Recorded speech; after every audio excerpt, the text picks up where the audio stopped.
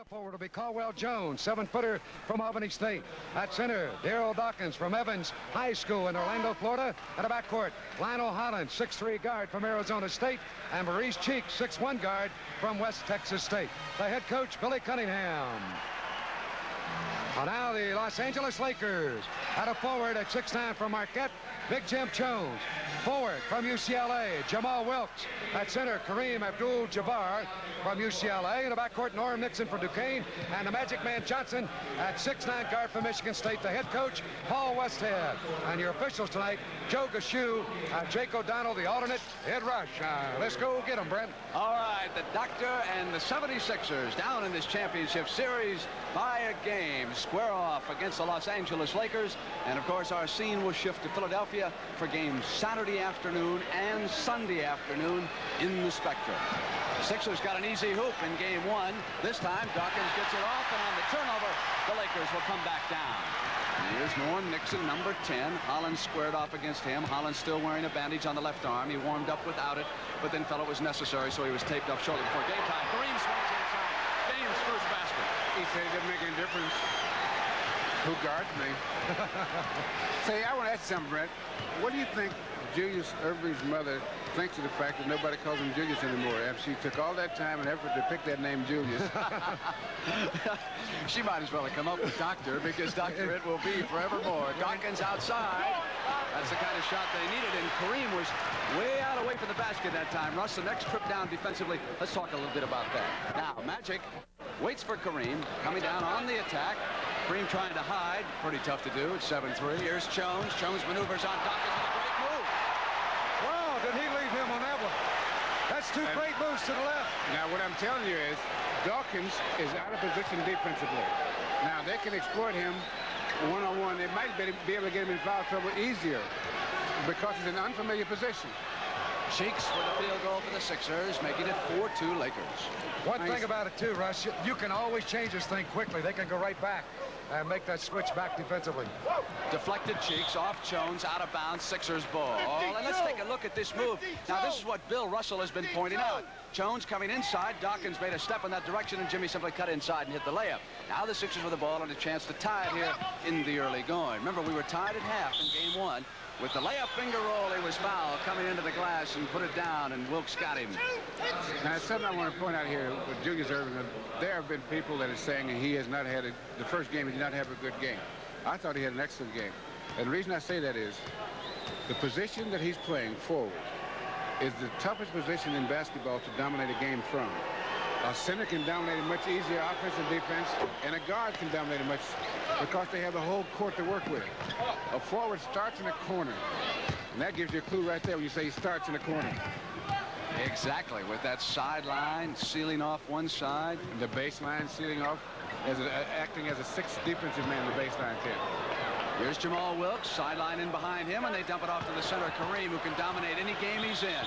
Jumping up on Caldwell, no basket, traveled, turned it over. Now, what I'd like to see is how Philadelphia will adjust.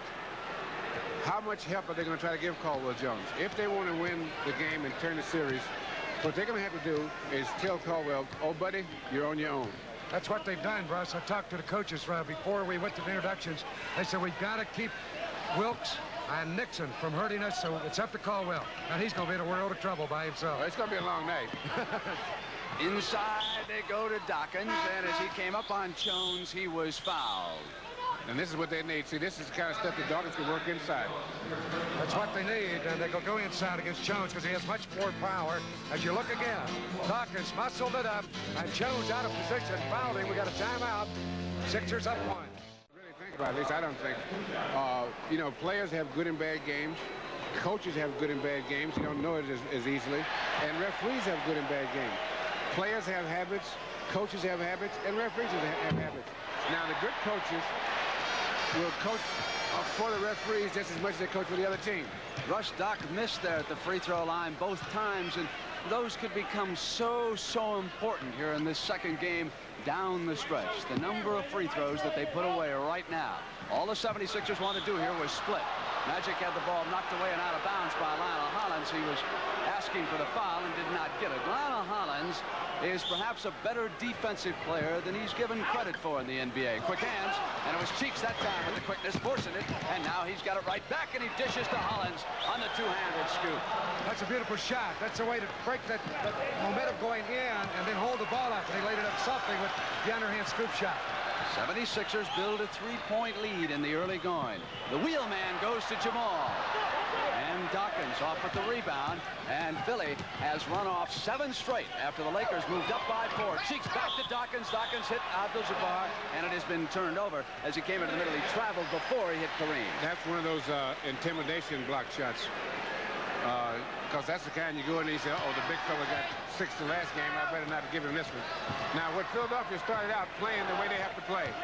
They're running the ball up, and when you see them running up, they're in the ball game. But when they start walking up against the Lakers, they're going to have a hard time. And they are also hitting the glass, particularly Julius Erving.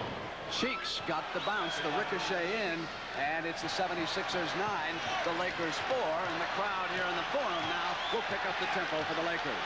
Now, you notice the first play of the game, they took the inside on Caldwell Jones, and then they... Traveling. That is and the they took it in on call on Kareem here in the early going. Now, what they're doing, Caldwell Jones is playing good defense in that he's holding, of course. They always hold in the middle. But when Kareem is making his move, Caldwell is retreating as he moves in front of him. This way he doesn't get the defensive foul. Here's Hollins, Bill, coming inside with a nice move on Kareem, and the hook shot. Pretty play. Take that, big fella. Kareem, I think, leaped a little bit too quick on that one, Brent. He should have waited because Hollins was moving across the court. This is the best offensive streak that the 76ers have had. 11 straight points, and this is the 5th quarter of championship play. And Kareem muscling in, ended the run right there. Absolutely no way to stop that. Well, that's because Caldwell Jones is not physically strong enough to hold Kareem away from the basket. Now, he's getting the ball much too deep. Now, what Caldwell's going to have to do, unless he's going to shoot at 75-80% tonight, is when he lets him push that deep, he's going to have to go around in front of him. And then if he fronts him, the pass has to be perfect because the basket will help out the player defense. Russ, Caldwell Jones dropped the ball out of bounds and turned it over. He did that a couple of times that I can recall on Sunday. Is he known for having difficulty catching the pass and the pivot? No, he has pretty good hands. Here's Jamal. He might be a little nervous. Good pressure. Now, there was the hand on him that Russ was telling you about. They went inside the Magic, and Johnson was fouled. Let's call him the Rover Man. I was looking for a position for him on Sunday to come up with. Because as you watch away from the ball and the action, take a look at where number 32 goes for the Lakers. Inside, outside, sideline, a little bit of every place. Here he is, down the middle for the layup.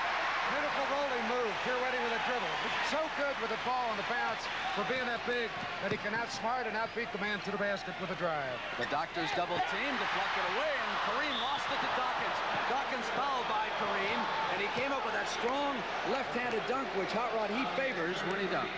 You bet he does, and he palms that ball with his left hand. Probably he's every bit as strong, if not stronger, with the left hand than he is with the right. And he had Kareem on his right shoulder, which in this play was smart to do it with the left hand. The basket counts, and he's fouled. I'd leave him alone in there anyway. 76ers are. There's no point in getting hurt. Ball and then let him shoot a free throw. In out of Jamal. The Doctor takes him. Comes around Magic inside. Missed shot loose. Julius. Now the Doctor's kind of game. Wants a free Floyd. Hits Cheeks in the corner. And the Lakers suddenly are back off Dawkins' hand to Kareem. Lakers on the turnover. Nixon 3-on-3. Wilkes breaks. Beautiful move, and Caldwell went with him. But Jones hustles the ball.